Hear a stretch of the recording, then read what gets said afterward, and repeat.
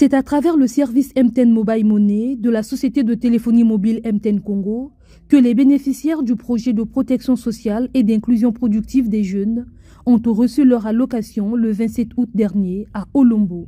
Initiée par le gouvernement congolais via le ministère des Affaires sociales, cette initiative favorise l'inclusion financière des populations vulnérables.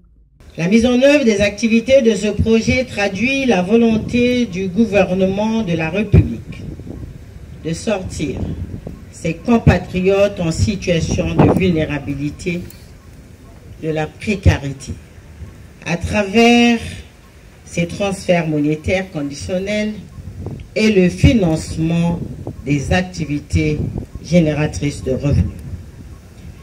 Jusqu'ici, ces transferts monétaires étaient versés par l'intermédiaire des banques et des institutions de microfinance. Cela prenait non seulement beaucoup de temps pour que l'argent arrive aux destinataires, mais aussi comportait de nombreux risques. Risques de fraude, risques de détournement, etc. 22 000 ménages vulnérables, 5 000 personnes âgées et personnes en situation de handicap vivant seules, 40 000 jeunes candidats à l'entrepreneuriat et 5 000 jeunes désireux d'apprendre un métier, autant de bénéficiaires ciblés par le PCPJ. Une bataille que le gouvernement congolais mène avec détermination au regard des résultats attendus. En même temps, j'attire votre attention sur l'utilisation de ces fonds.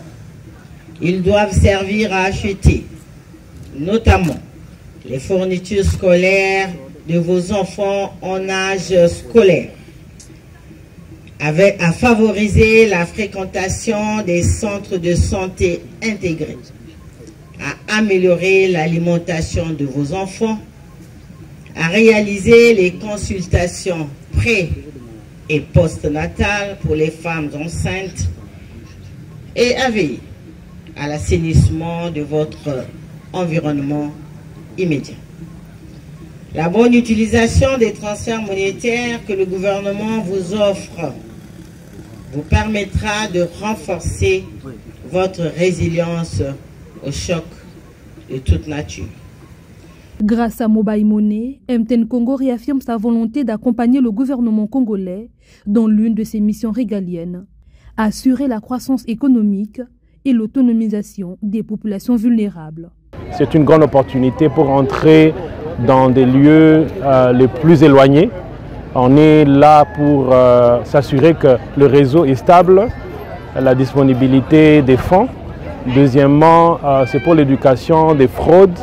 On a entendu beaucoup de cas de fraude. On est là pour assurer la population qu'on a pris des mesures sur ces activités et réduire les marges d'erreur.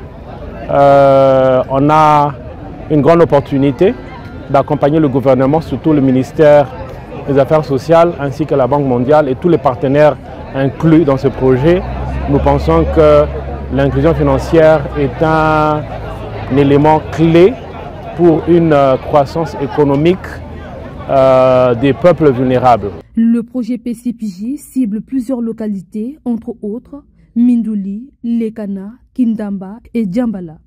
Son ambition est d'étendre le programme Lisungi pour le relèvement, de renforcer le système de protection sociale non constructive et d'assurer l'inclusion productive des jeunes vulnérables.